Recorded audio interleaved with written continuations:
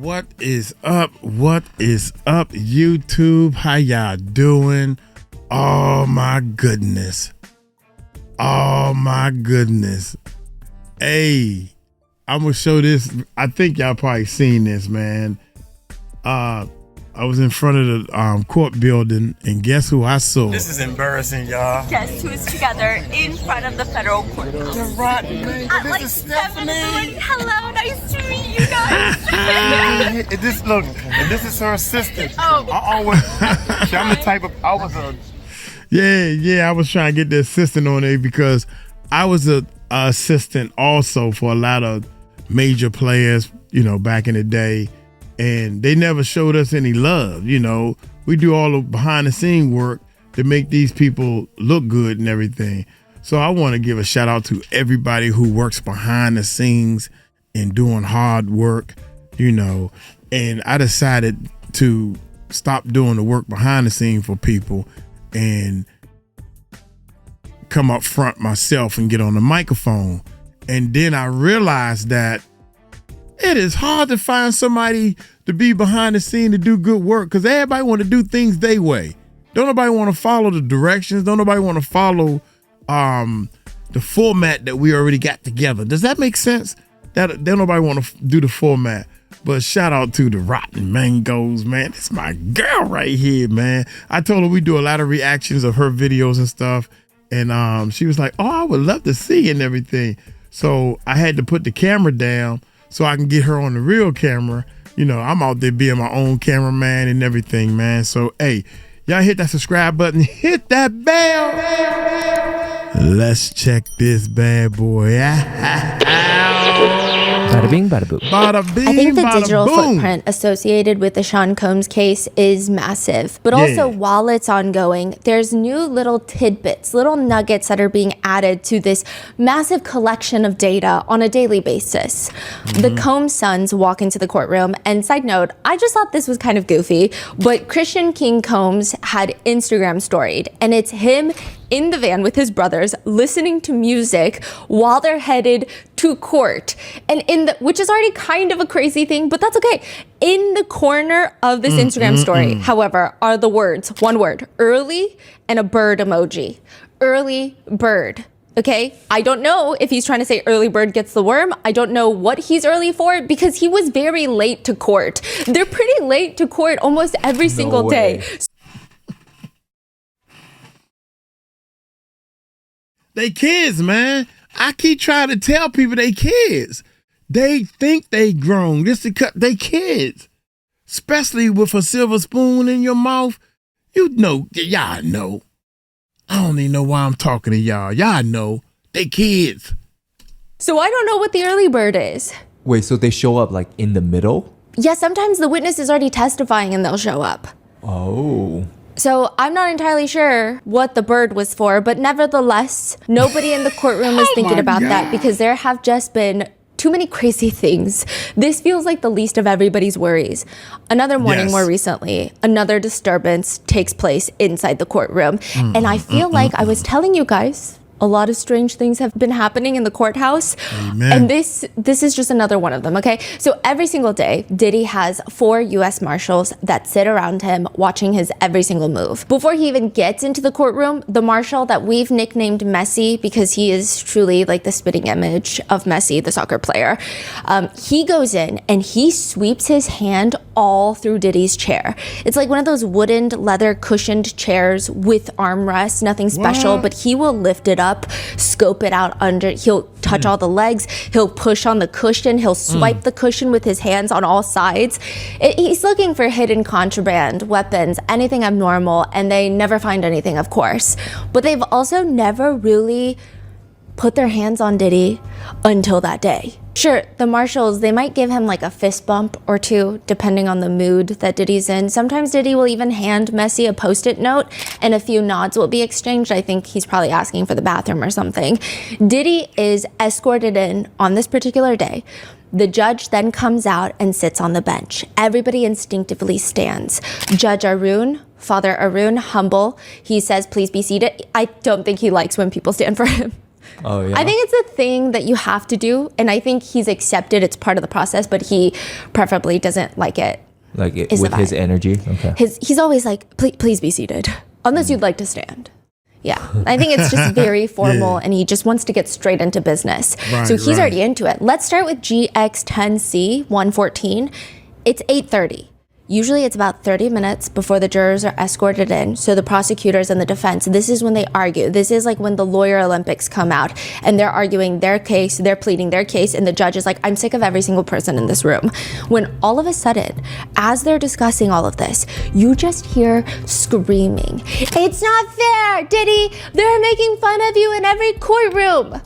A woman is standing up and yelling from the last pew of the public section, and everyone in the courtroom, the prosecutors, the defense, all the clerks in the bullpen, they rubberneck. They're like 180 degrees. They whip their neck around to the back of the gallery where the yelling is coming from. Everyone except Diddy's marshals. They're on their feet, shot up out of their seats. They're putting their bodies between Diddy, who's also turned around in his chair staring at this woman, and they're just trying to block him. Look at that! Look at that picture. That picture look like. You look. The court is this way. You just turn and say, What's going on? Wow, man! These pictures is crazy. Diddy's man. marshals. They're on their feet, shot up out of their seats. They're putting their bodies between Diddy, who's also turned around in his chair staring at this woman, and they're just trying to block him. I don't think they're necessarily protecting him because Messi does have his hand on Diddy's shoulder. As in, like, don't try to get up. Don't try to do anything. Like, no swift movements. At this point, there are now 3 courtroom officers in uniform with badges, with bulletproof vests. All of them are retired NYPD. So the court officers, they wear, like, the bulletproof vests and everything. Officer Riz, yes. Is Officer Riz? Oh, one of yeah. them? Okay, Yeah. okay. Oh, yeah. So the marshals, on the contrary, they're always in suits.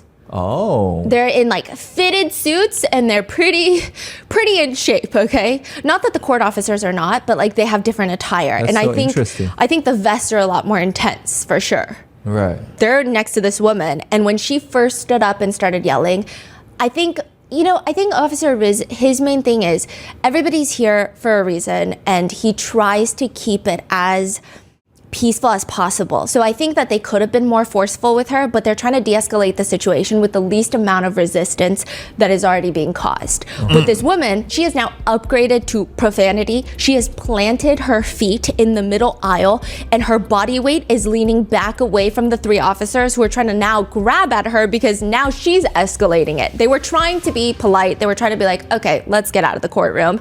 Even a few journalists who were sitting close to her got up and moved because it's starting to feel a little dangerous, like a little stressful, especially because she starts screaming, take out your gun, take out your gun. Wait, so she went straight from, what did she say at the beginning? She said they're That's when Tisha tells she was running around. She on her live stream. Tisha said, "Oh my God, I need to go where the ricochet won't hit me." That's what she kept saying. I was dying laughing. Oh my God, which way should I go where the ricochet won't hit me? making fun of you. This is That's unfair. messed up, To Diddy, man. right? Yeah. Yeah. And he goes straight to take out your gun? Yeah. The marshal has a hand on Diddy's shoulder just to make sure nothing happens. Some She's people yelling want- this at the uniformed officers. Man, some people just want stuff to happen to them, man. That lady I got footage, man. I'm doing a part 2, a part 3. I think it's a part 3 now. I don't know what I'm doing. But I got a lot of footage of when I went up to New York, and I got that same lady who got kicked out of line. She got kicked out of the courtroom. She been arguing and fussing with people. I got footage of her, and I want to record her. It's like I'm recording everybody. So I'm not trying to exclude her, but I don't want to record nobody if they don't want to be recorded. So anyway, let's keep going. That are now like, okay, we should probably escalate. Judge Arun, hours. who has never once addressed the gallery, like never. Okay, so defense attorneys, sometimes they'll walk in, they'll scan over the pews, see who's all here. Sometimes they'll even make small talk, like they'll open the bathroom door for you, and they're kind. The prosecutors, same thing.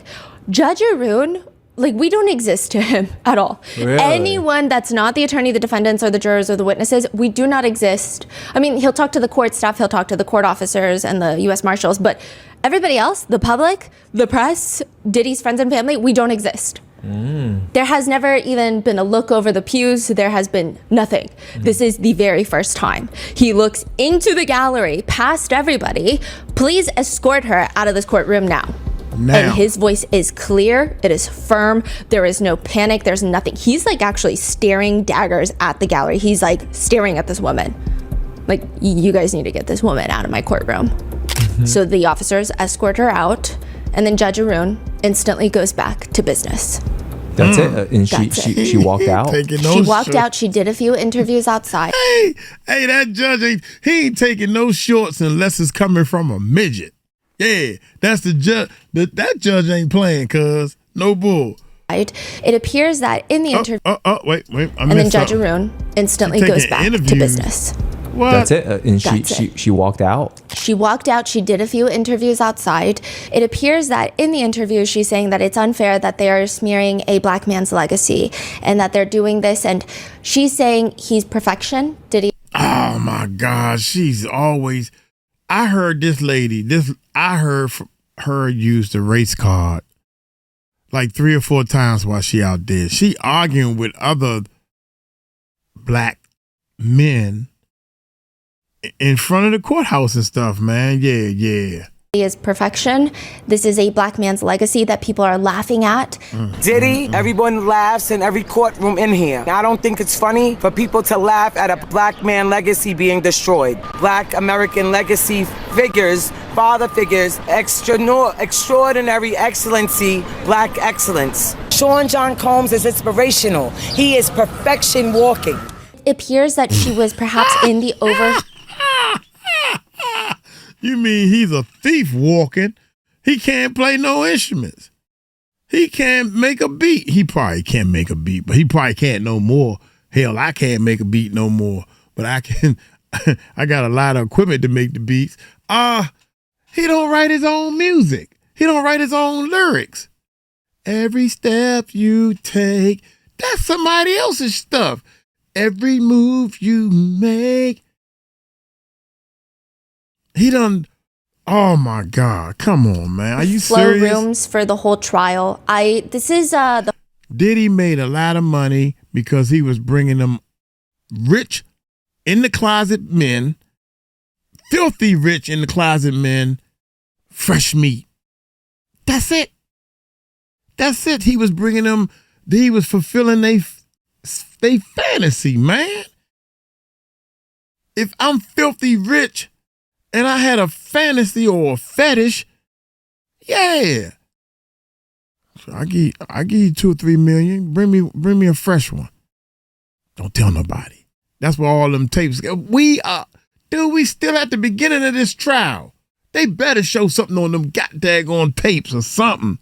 All right, here we go. The first time we've seen her in the actual courtroom, but I have seen her since like the first day. I'm sure in the overflow rooms, they're making more comments. Because the overflow rooms, it's a TV, it's a screen, there's no judge. They have court officers in there, but it's not disruptive. If you talk in there, the jurors don't hear it. It's not as intense in terms of court rules. Right. So I have heard from other members of the press, like sometimes they prefer the overflow rooms because if they can't hear something, they can literally, hey, did you get what they just said? Whereas in the main courtroom, you cannot speak. So I've heard some of that. So maybe she's heard people giggling in the overflow rooms. Maybe they have been making comments about the defendant. I'm not entirely sure, but she's saying that they're making fun of you. They're smearing a black man's legacy.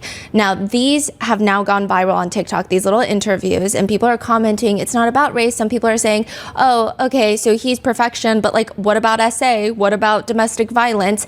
Side note, there is a sketch about her. The sketch artist, like instantly as this is happening, you just hear like frantic, you know how I tell you when they get really excited, it's like, shh, you just hear the noise of the sketch. Yeah, they sketched her. Now, I will say, when she was in the main courtroom, she had a scarf around her head, not for religious reasons, but because she's actually not allowed in the courtroom. Apparently, she was trying to conceal her identity and made it to the 26th floor into the courtroom. And now Diddy was all the way leaned to the side. His family has not arrived yet.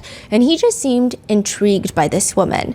And so were we, because we saw this woman on the very first day. Like, this is during jury selection. And I recall this. We see her outside of the courthouse as we're lining up to go into jury selection days to get into the courthouse. And she is wearing a uniform. It's an MTA uniform for the transit system in New York. Another reporter starts talking to her and asking her questions about, like, what are you doing here? Because you're not part of the press. So, like, what made you want to spend your day in the courthouse listening to this specific case? And it's jury selection. Like, we're not even in opening statements. Like, what's the reason? Like, you must have a very strong reason. Do you know anyone that's involved in the case? And she was explaining that she also had very tough life experiences and she can relate to some of the people in this case. And she's hinting at the fact that she has maybe perhaps lived through domestic violence. And so I actually thought it was this moment of, oh, wow, this is a very interesting moment where people are coming out, not even because they know the people or the victims involved or the witnesses involved. They support people who have gone through similar things. Because yes, he's innocent until proven guilty. However, the domestic violence, it's on video. It's pretty hard to say anything, right? I thought she was here to support the victims and take a stance against domestic violence. And then I didn't see her around. I mean, I kind of saw her here and there, but like the feeling was the very first day I heard her share her story, like it was that feeling consistently. And then as the weeks go by, recently, a few days ago, she was causing a bit of a ruckus outside on the line. So when we got separated into public and press, she was, all I heard was something about YouTubers and Gene Deal. Because there's a lot of content creators in the public side. Yes. And so she's mainly interacting with them. And I think she was like getting into a fight with a content creator. Yep. I'm not entirely sure. I tried to stay out of it. I literally went, oh. And then I looked away because I'm like, okay, I need to stay in my own lane. And you said there's always something going on. There's always a fight. There's always a fight. And sometimes it's multiple fights going on at the same time. Yeah, I will say, like, to the people in the public line that are standing in that line just so that they can get the good coverage, so that they can get in the courtroom without any problems. I have so much respect for them because that public line, I saw a comment that was like, it's like the Fortnite lobby. It feels like that. I mean, the main line feels like that, but then once they split it up into public and press, it's like usually a lot of commotion in the public line. And so people who are going through the public line just to be able to sit in on this trial, I don't know how they're doing it. It's so intense. There's always a fight. I don't know what happened because the first few times I've seen her, she seemed so pleasant. And then all of a sudden, it's just very different. I'm just very confused. Yeah. And so all the press and the public, they want to know, does Diddy know her? Because there have been rumors swirling around that perhaps Diddy is, I mean, these are some darker rumors that perhaps Diddy is trying to buy witnesses, buy jurors, maybe even buy Diddy supporters to infiltrate not only the public, but also maybe the press. So there's been all these rumors swirling around. I don't know what he would get out of this incident, though. And paying people $20 an hour to wear his free Diddy shirts outside the courtroom. I'm still trying to figure out what is that going to do? Okay, I wear the Diddy shirt, and that's going to make the judge and the jury do what? I mean, if you got 1 million people out there, free Diddy with a shirt on, that's a lot of $20 an hour, man. And that's what the little kid came up to me, was like, where can I get that shirt? And I asked him, I said, so you think free Diddy, you think Diddy is innocent? Nah, F him. I'm trying to make that $20 an hour. Where they doing that at? I was laughing. Here we go. Yeah, so you don't know if Diddy was involved. If I had to take like my most cynical, because I mean, I do enjoy being conspiratorial at times, but like if I had to be the most reasonable, I don't think that he played any role in this. But I do think this trial is bringing out a lot of interesting people. And I'm just so confused. The only thing that confuses me and a few other members of the press is her attitude shift throughout the weeks is so drastic. We're just confused by it. What are your thoughts? That's crazy. I'm just confused, and I'm confused too. Hey, I am confused, man. This girl right here, this lady, in fact, oh, well, I ain't gonna. Should I play it now? I'm gonna wait. Wait. I gotta wait. I could not believe this lady, man. That's to piss me off, man. Just in the way. There's somebody just straight up in the way, man. She just in the way. Researchers and translators, and to even bring our team out to New York as for months to be able to do this. So we would really Hold on. I want to hear what Rotten she's Mango's saying. growing team of dedicated researchers and translators, and to even bring our team out to New York City for months to be able to do this. So we would really like to thank you guys for all of that support. A few disclaimers before we get started. There are mentions of physical assault as well as essay. Many of the quotes and statements included have been shortened and condensed for brevity. To cover ourselves legally, you guys know the drill. Sean Combs is presumed innocent until proven guilty. Yeah. I don't want to hear that. And that has yet to occur at the time of this episode's release. So the burden of proof lies within the government. Any descriptions or observations, definitive source to determine guilt or innocence. So with that being said, let's get started. Yeah. I think Michael B. Jordan just wants one day without reading about him being mentioned in Sean Combs' criminal trial. I think that would literally make Michael B. Jordan's entire week. Cassie's best friend and former stylist, he takes to the stand. And he is asked about Michael B. Jordan by Diddy's attorney, Xavier Donaldson. Because remember, while Cassie was in South Africa shooting a movie, she starts talking to Michael B. Jordan. And because of that, his name has come up so many times during the entirety of this trial, and it's still ongoing. Donaldson asks Cassie's best friend, Cassie was in South Africa, right? Correct. What was she doing in South Africa? Shooting a movie?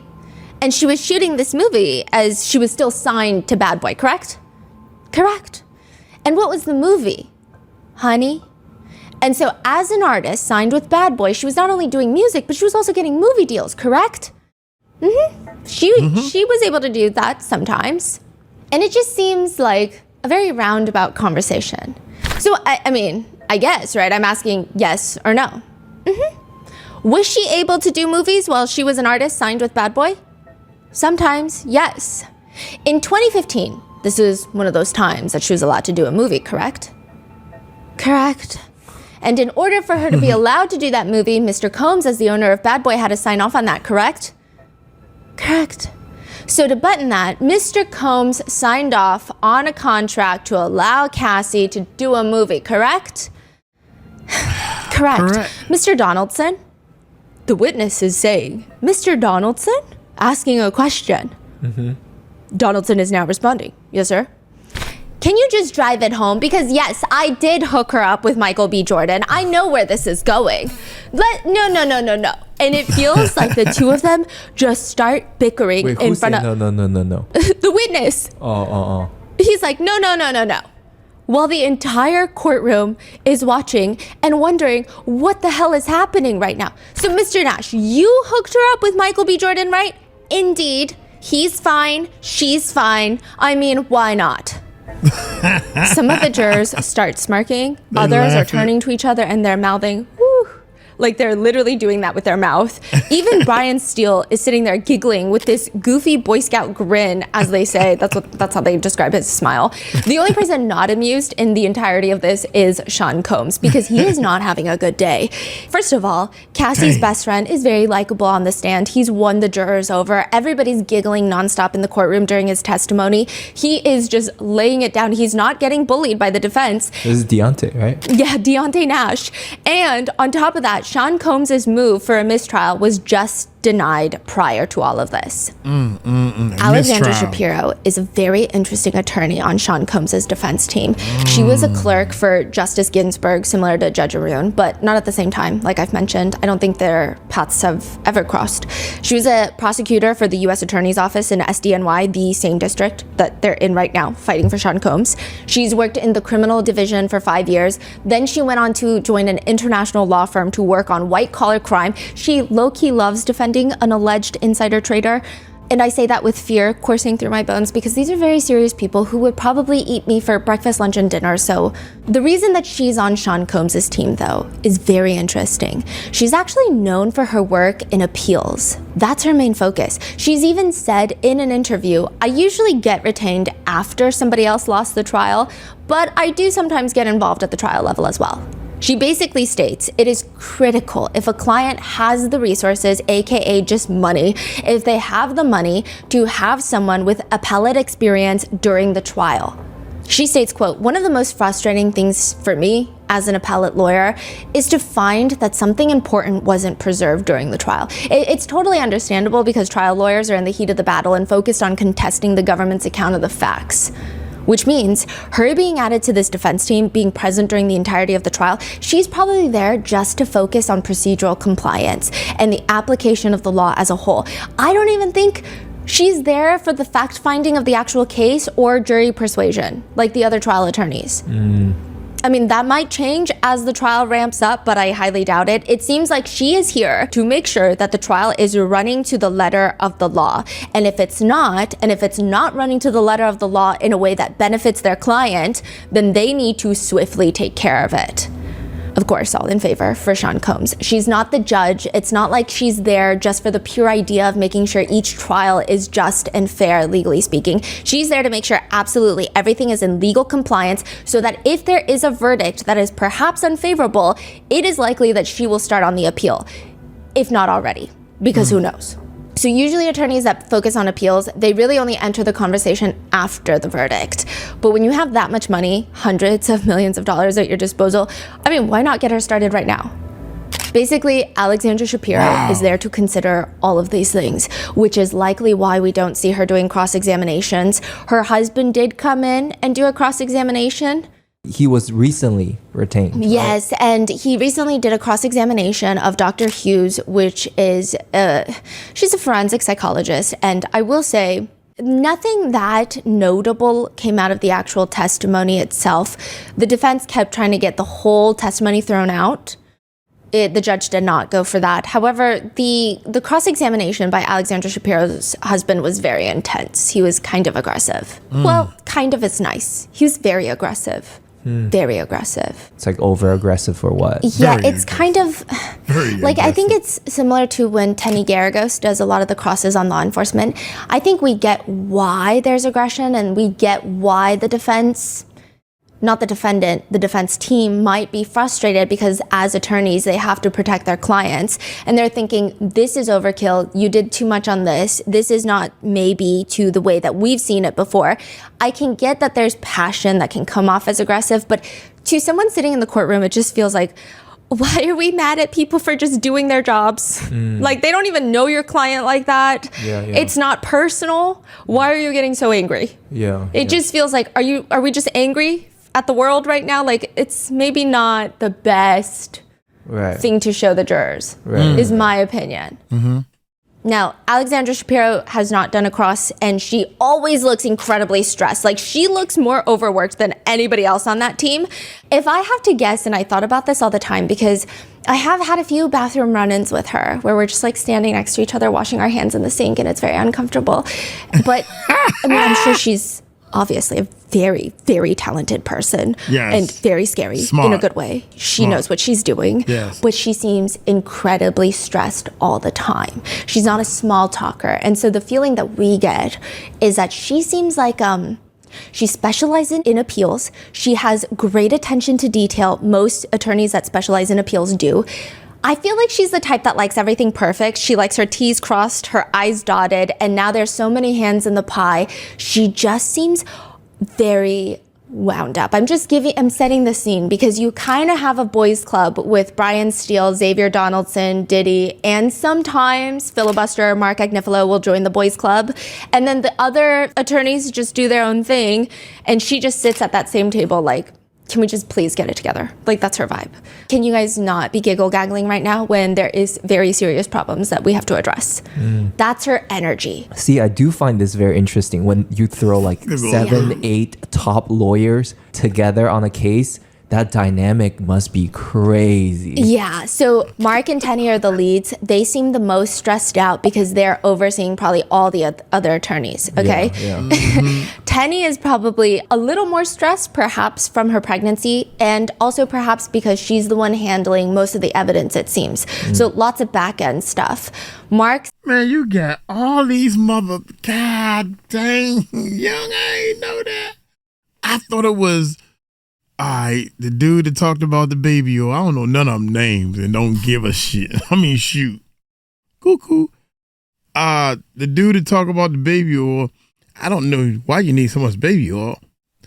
One bottle goes a long way. That's our point, dummy. Him, and I videoed him, y'all. I got footage of him also. The guy that was Young Thug's lawyer, he's there. Then you had one of the ladies, come find out there's two ladies. But then what happened to the black lady? I think he hired a black lady too. Man, I'm confused on the lawyer side. I ain't keeping up with them lawyers. Shame on all y'all. I couldn't defend somebody that he get a right in trial. Boo. Where my man at? Oh my God. Seems more like front end. I have no clue. I don't know if this is true. Alexandra Shapiro, she seems very stressed. Brian Steele, Xavier Donaldson, Nicole Westmoreland, and Anna Estevao, they do this thing where if they are doing a cross, she seems very stressed. Brian Steele. There you go. Oh, they got another. Wait a minute. So he got another brother on the team too? Hold up. The sister, that's 1, 2, 3, 4, 5. You got 5 lawyers that I can see. Oh my God, let's keep going. Xavier Donaldson, Nicole Westmoreland, and Anna Estevao, they do this thing where if they are doing a cross-examination that day, it's like the most stressful I've ever seen them. And then the next day when they're not doing any cross-examinations, they're giggle-gaggling. Brian Steele's falling asleep. Brian Steele will watch another defense attorney on his team make a mistake and he'll just be like, why'd you do that? I wouldn't have done that if I were you. Because I guess when you're the leads, you're in charge. Whereas they have their very specific roles, and I'm sure they work really hard at their very specific roles. But it's very interesting. But Alexandra Shapiro, perhaps she's overseeing the whole thing. She seems very stressed. Now, regardless, she stands up, reaches for the microphone. The jurors are out of the room. When was this? This was like midday? Midday. Oh, okay. Jurors are out of the room. She's in front of the gallery. Like the gallery, we're all sitting there. And she states, Your Honor, respectfully, we are going to move for a mistrial at this time, based on the prosecutorial misconduct that went into this. A mistrial, which means forget everything that just happened, and let's do it all over again from the beginning, with new jurors, new jury selection, new everything. And this is like weeks into it, right? Yeah, this is weeks in and probably millions of taxpayer dollars in. Which is great for the defense because that means that to a degree, the defense knew what they were getting into before the trial. Like they kind of have an idea based off the charges, based off of things in discovery, like where the prosecutors are going to lead it. But now they have a really good idea of like the valuable evidence the prosecutors have, the key points, the key witnesses that they're bringing in. But now they can spend a lot of time to exploit all the flaws in any of their evidence and any of their arguments for the retrial. I mean, this is their dream. Like, what in the hell would even cause them to try and move for a mistrial, though? You can't just say it because it's not going well for you. Like, you can't just be like, you know what, Judge? I just kind of maybe want to start over. Like, can we do a do-over? Can we redo? Yeah. Yeah, let me take it from the top again. Like, you can't do that. Something has to happen. And it is because of one of the most unexpected witnesses that takes the stand. Could you provide the court your first and last name and spell your first and last name? Lance Jimenez, Lancejimez. Good morning. And who is your employer? The City of Los Angeles Fire Department. Lance Jimenez is an arson investigator for the LAFD. And he describes his job as, and this is literally what the mistrial is based off of. We're basically detectives for the fire department. We work hand in hand with LAPD to work on the crime of arson, which is intentionally setting felony crimes. He's been doing this for the past 14 years. He's investigated well over 1,000 cases, probably 1,200 cases, maybe more.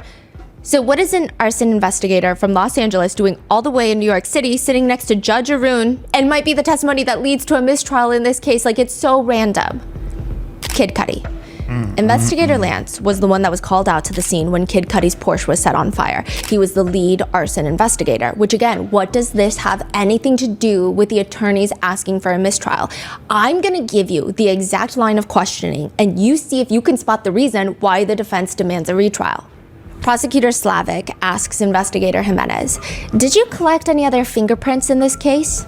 There was, the victim had informed me that he had somebody come and print his house from a previous trespass, and that person recovered 2 fingerprints on his glass front door, and that person put those on print cards and turned them over to me. So to give you context, remember how Kid Cudi's house was broken into, allegedly, by Sean Combs and Rube, the security guard, while Capricorn Clark is crying in the car outside?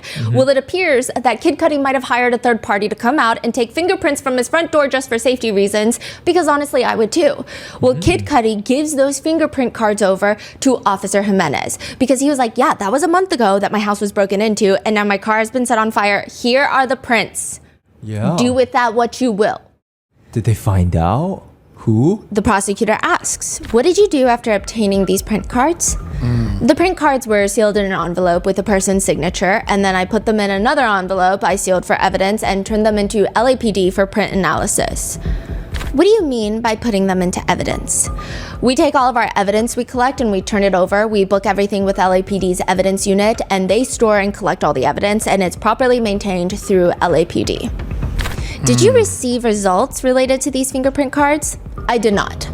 Now, you said that you entered these fingerprint cards into evidence.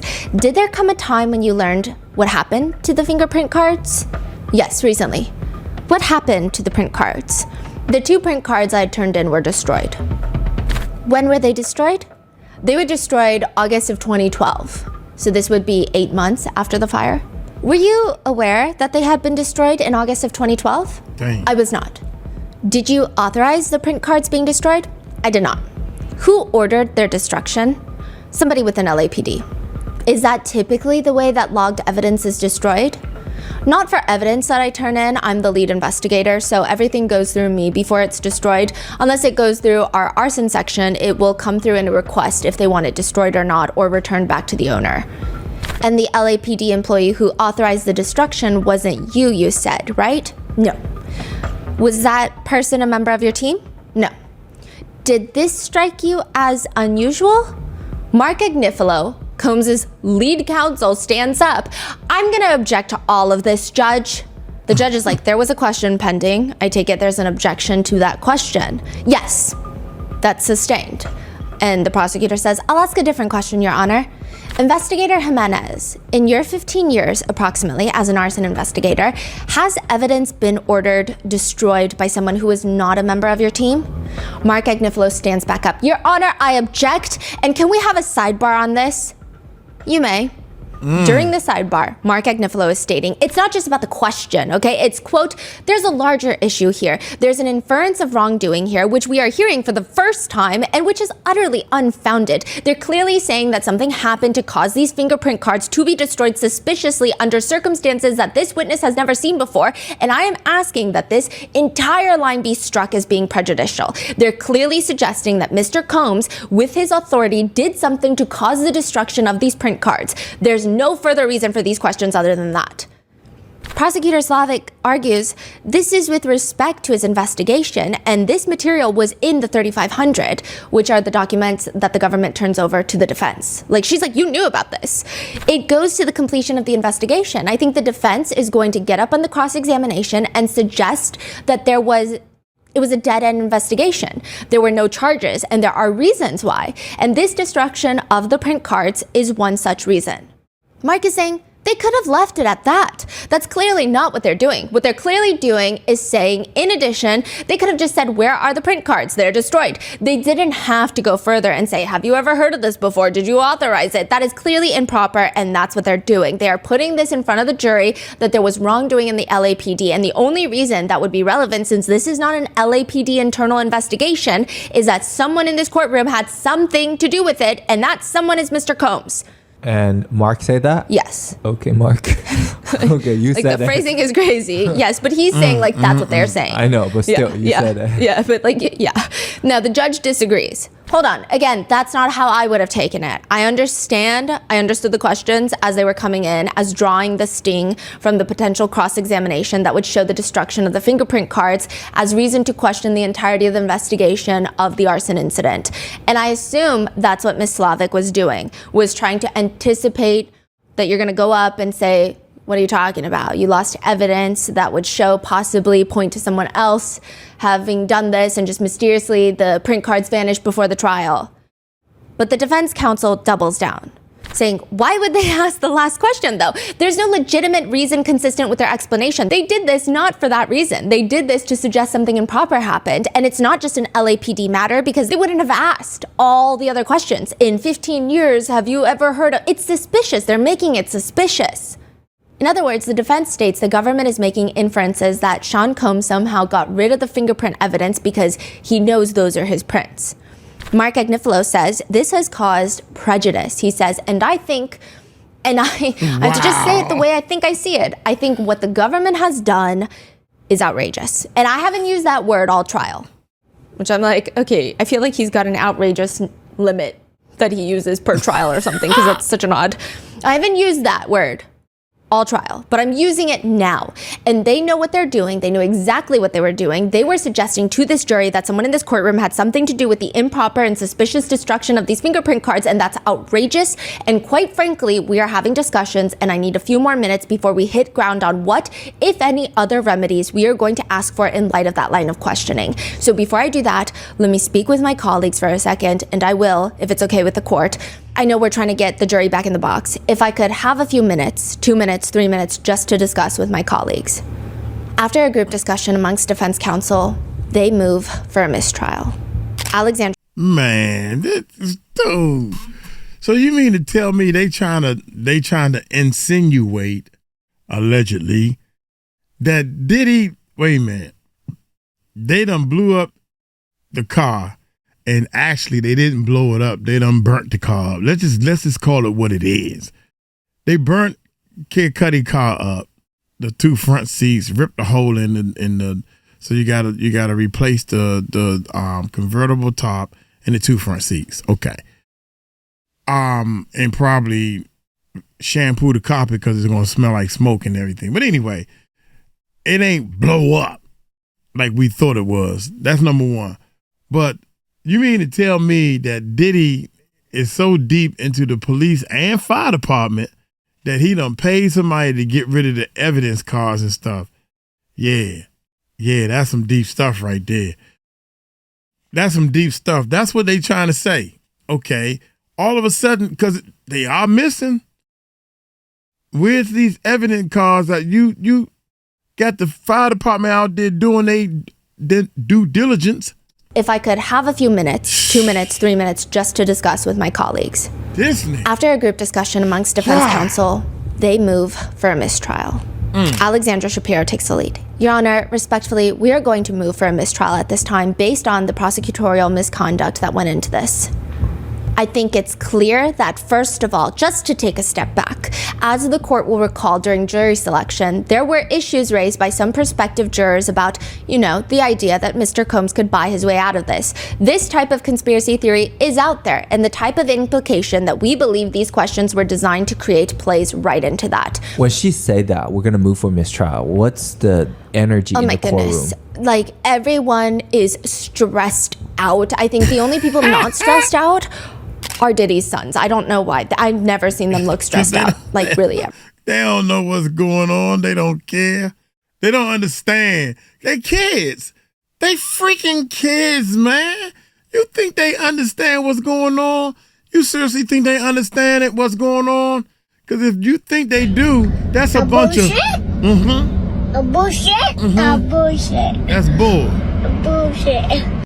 They know their dad is in jail. I mean, the 2-year-old know that. Where's daddy? Daddy gone. Ain't gonna see him no more.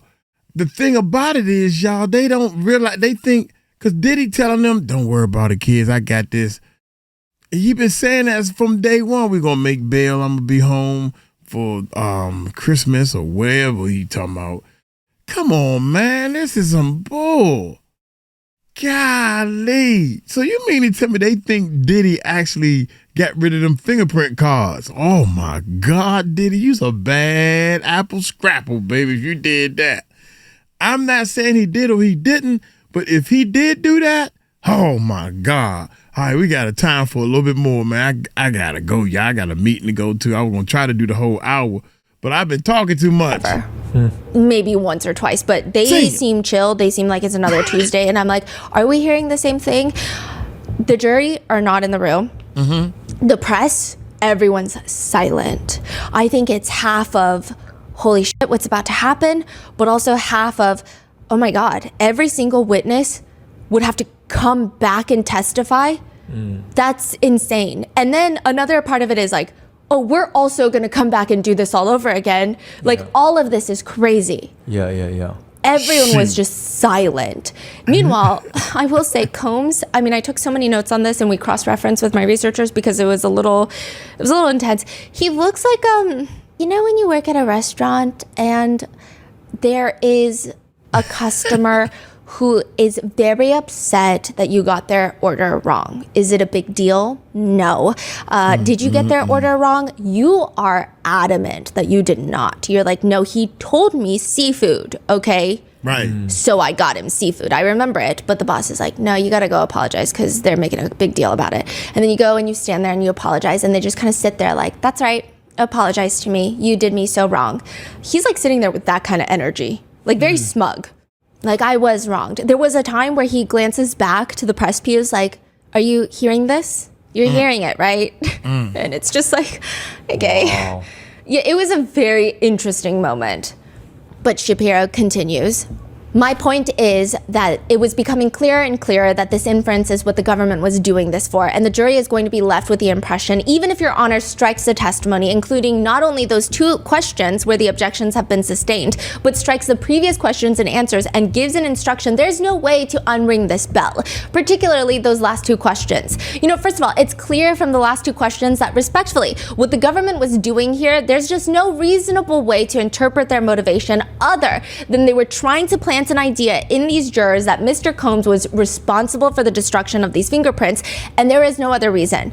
But the fact that only those 2 fingerprints were destroyed by someone inside is kind of crazy. Have they investigated more into that? No. The only potential non-sinister outcome could be a logging error in the LAPD.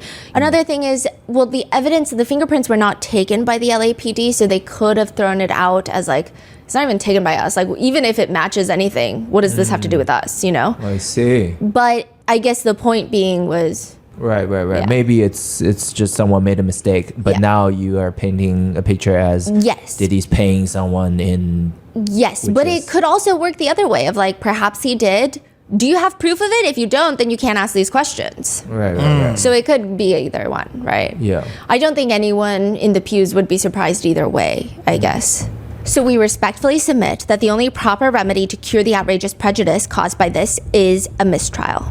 Prosecutor Slavic argues, Your Honor, respectfully, a mistrial is absolutely unwarranted here. There was a good faith basis for the questions asked by the government. I've been over those good faith reasons, and I simply think that there is no prejudice here, much less incurable prejudice that would require a mistrial.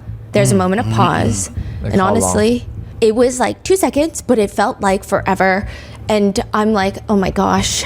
So the judge is about to make the call right now. Yes. Like 2 seconds, he's deciding. Yes. And I mean, he was reviewing all the transcripts during the break while the attorneys were conferring, but it was definitely an interesting moment. Everyone's just holding their breath of like, what is about to happen? And like the idea of, again, the witnesses coming and doing it all over again. Yeah. Testifying, getting cross-examined all over again. Yeah.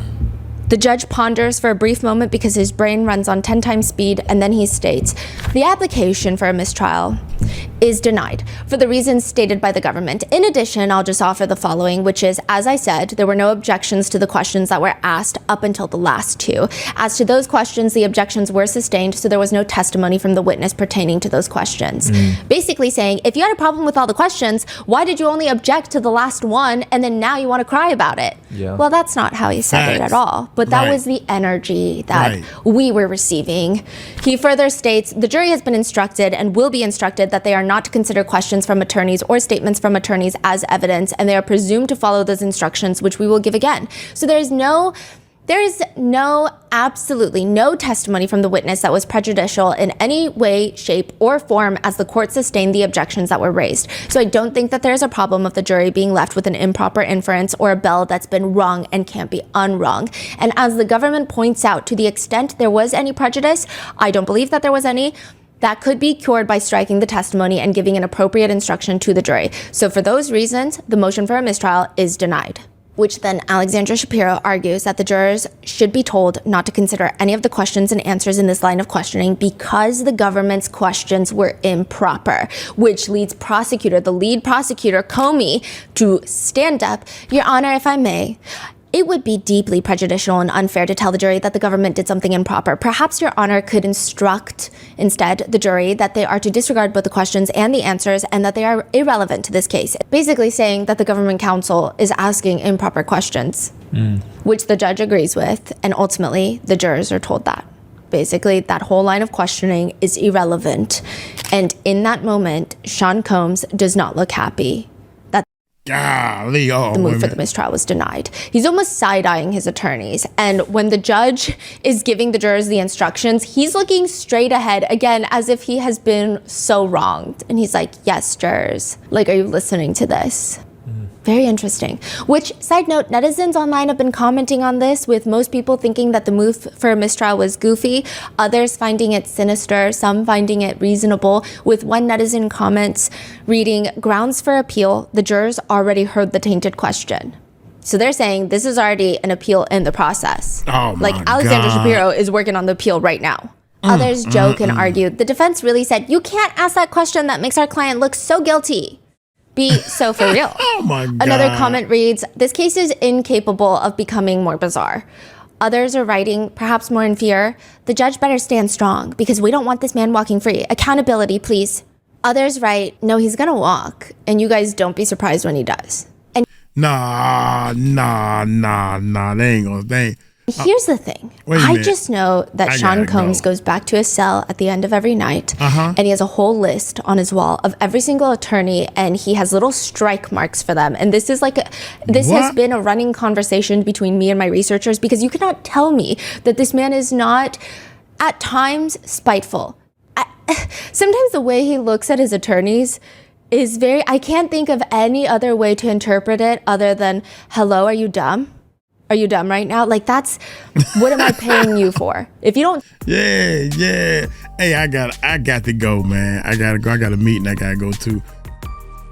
So you mean to tell me, allegedly, God dang, yeah? So you blow up Kid Cudi car, right? And they come out and do a report, investigate and everything. He know exactly all the police and all the firemen and all the people to come out and do their jobs. And he got somebody to look and cover up this stuff. I can't believe they can't find a daggone fingerprint. How come in one person case it's so much junk or crazy stuff going on? Why is it that, we lost the evidence? A bullshit. A bullshit. A bullshit. It's A bullshit. It's all God dang, Puffy, man. How can you be that ugly of a person, man? That's too much ugly for one person, ain't it? Hey, man, I better stop talking about Puffy, because if he go free, oh my gracious, dog, I'm trying to tell you right now, let Puffy walk. Oh my gracious, it's gonna be like, I don't even know what this world gonna be like after he done beat up cats. That's enough. Blew up the car, that's enough. Bought the daggone tapes. He bought the videotapes. Wow.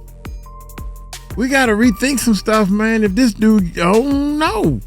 You got people dangling people off the banister. Ain't nobody saying that stuff about me. Ain't nobody saying that stuff about you. How in the world you can have 120 ARA cases against you and then you walk? Man, let me get on up out of here. Hey, y'all take it light, take it slow. Y'all tell him Uncle Mike told you so. Peace out.